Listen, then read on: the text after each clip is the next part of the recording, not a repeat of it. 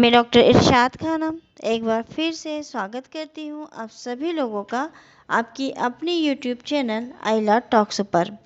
मित्रों, आज हम चर्चा करेंगे संवैधानिक उपचारों के अधिकार के विषय में और साथ ही साथ हम संवैधानिक अधिकारों के महत्व के बारे में भी आपको बताएंगे। ये संवैधानिक उपचारों का अधिकार और इसके महत्व के विषय में भारत के संविधान के अनुच्छेद 32 के अंतर्गत बताया गया है। क्या है संवैधानिक उपचारों का अधिकार, किस रूप में ये हमको प्राप्त होता है और अनुच्छेद 32 में क्या क्या प्रावधान किए गए हैं, इन सब को हम देखेंगे आज के अपने इस वीडियो में। वीडियो को देखने से पहले अगर आइला टॉक्स चैनल के वीडियो आपको पसंद आते हैं तो चैनल को सब्सक्राइब और लेटेस्ट अपडेट के लिए बेल आइकन को क्लिक कर दीजिए। चलिए हम चर्चा करते हैं संवैधानिक उपचार के विषय में। भारतीय संविधान के अनुच्छेद 32 के अंतर्गत संवैधानिक उपचारों का अधिकार दिया गया है।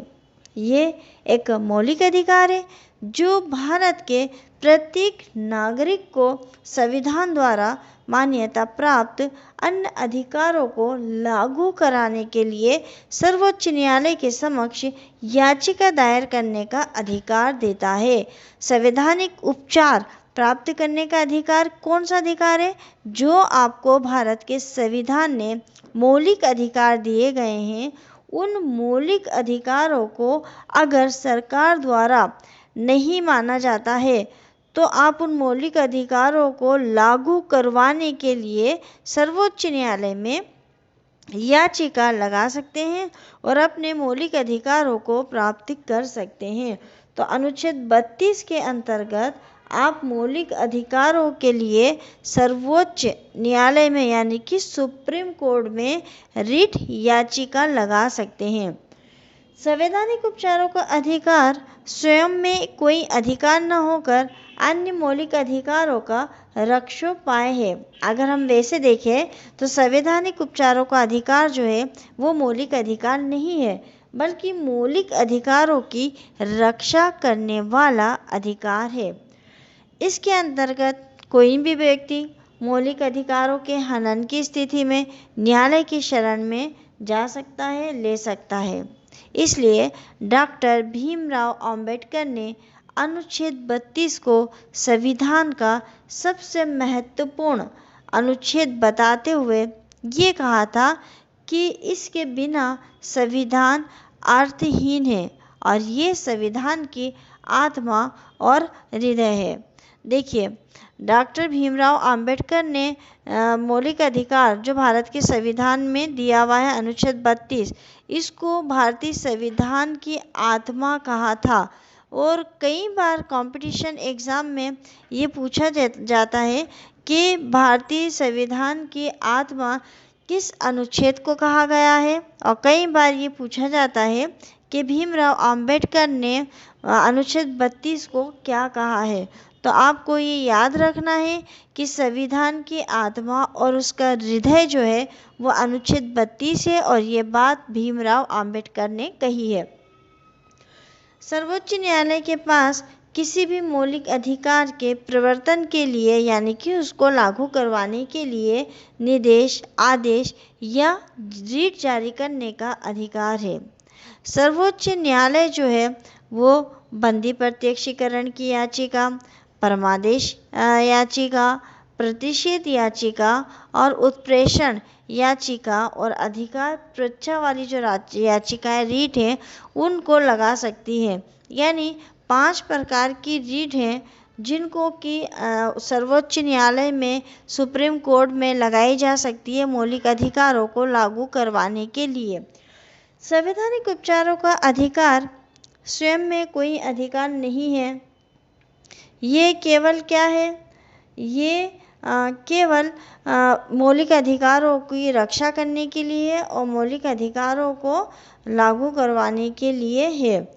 अनुच्छेद 32 के उद्देश्य की अगर हम बात करें कि अनुच्छेद 32 का उद्देश्य क्या है, तो इसका उद्देश्य मूल अधिकारों के संरक्षण हेतु गारंटी, प्रभावी, सुलभ और संक्षेप उपचारों की व्यवस्था करना है। इसके अंतर्गत केवल मूल अधिकारों की गारंटी दी गई है। अन्य अधिकारों का कोई भी जिक्र इसमें नहीं किया गया है, जैसे गैर मुल्क संवैधानिक अधिकार, असंवैधानिक लौकिक अधिकार आदि। उसके विषय में यहाँ कुछ नहीं कहा गया है। अनुच्छेद 32 का उपयोग जो है वो आप कब कर सकते हैं? केवल आप उस कंडीशन में कर सकते हैं जब आपके मौलिक अधिकारों का हनन हुआ हो। इसके अतिरिक्त आप किसी भी अधिकार के लिए या किसी भी चीज़ के लिए आप रिट याचिका के माध्यम से मौलिक अनुच्छेद 32 जो है उसको लागू नहीं करा सकते हैं। भारतीय संविधान द्वारा सर्वोच्च न्यायालय और उच्च न्यायालय को अधिकार की रक्षा करने के लिए लेख, निर्देश तथा आदेश जारी करने का अधिकार दिया गया है। सर्वोच्च न्यायालय अनुच्छेद 32 के तहत और उच्च न्यायालय अनुच्छेद 226 के तहत रिट जारी कर सकता है। यानी अगर कोई रिट लगाना चाहता है, याचिका दायर करना चाहता है, उच्च न्यायालय में करना चाहता है, तो वो अनुच्छेद 226 के अंतर्गत करेगा। अगर वो सुप्रीम कोर्ट में दाखिल करना चाहता है तो अनुच्छेद 32 के तहत करेगा।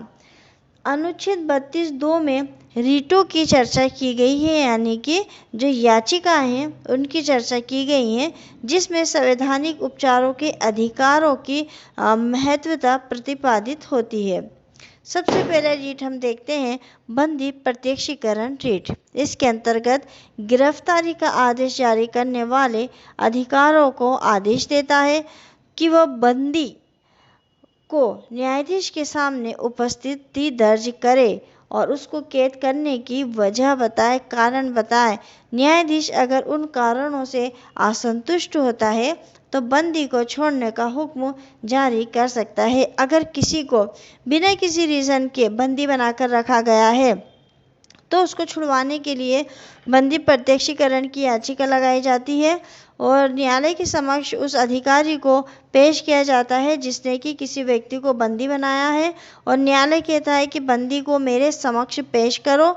और न्यायालय ये देखता है कि अगर उस वाकई में ऐसे कोई अपराध उसने कारित किया है कि जिसके कारण से, यानी कि किसी लीगल तरीके से अगर उसको बंदी बनाया गया है तो ठीक है। अगर कोई न्यायाधीश को ऐसा कोई कारण नज़र नहीं आते जो कि संतुष्ट कर सके उसको, तो फिर वो बंदी को छोड़ने के लिए कह सकता है। परमादेश रिट, इसके द्वारा न्यायालय अधिकारी को आदेश देती है कि उस कार्य को करे जो उसके क्षेत्र अधिकार के अंतर्गत आता है। परमादेश यानी कि कोई भी अधिकारी है वो केवल अपने क्षेत्र में ही कार्य करे, जो क्षेत्र उसके अधिकार में आते हैं केवल उसके अंतर्गत ही वो काम करे, किसी दूसरे के अधिकार क्षेत्र में वो काम ना करे। उसको आदेश देने के लिए न्यायालय में ये रिट लगाई जाती है। प्रतिषेध रिट किसी भी न्यायिक या अर्ध न्यायिक संस्था के विरुद्ध जारी की जाती है। इसके माध्यम से न्यायालय के न्यायिक अर्ध न्यायिक संस्था को अपने अधिकार क्षेत्र में बाहर निकलकर कार्य करने से रोकती है। प्रतिषेध रिट का जो मुख्य उद्देश्य है वो ये होता है कि किसी अधीनस्थ न्यायालय को अपनी अधिकारिता का अतिक्रमण करने से रोकना तथा विधायिका, कार्यपालिका या किसी निजी व्यक्ति या निजी संस्था के खिलाफ इसका प्रयोग नहीं होता है। तो प्रतिषेध की रिट को क्या होती है कि न्यायालय जो है अपने अधीनस्थ न्यायालयों को और अर्ध न्यायिक संस्था को किसी भी कार्य करने से, मतलब जो उनके अधिकार क्षेत्र से बाहर कार्य करते हैं उसको करने के लिए रोकता है, उनको प्रतिषेध लगाता है।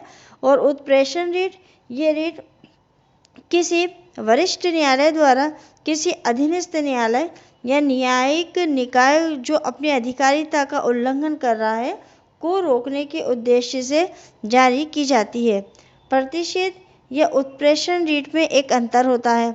प्रतिषेध रिट उस समय जारी की जाती है जब कोई कार्रवाई चल रही होती है और इसका मूल उद्देश्य कार्रवाई को रोकना होता है, जबकि उत्प्रेषण रिट जो है वो कार्रवाई समाप्त होने के बाद निर्णय समाप्ति के उद्देश्य से की जाती है। और अधिकार प्रत्यय की अगर हम बात करें तो ये इस कड़ी का अंतिम रिट होती है, जिसका अर्थ होता है आपका क्या प्राधिकार होता है। ये असंवैधानिक रूप से किसी सार्वजनिक पद पर आसीन व्यक्ति के विरुद्ध जारी किया जाता है। साधारण अवस्था में संवैधानिक उपचारों को निलंबित नहीं किया जाता है। संसद उनको लागू करने के लिए उचित अधिनियम बनाएगा।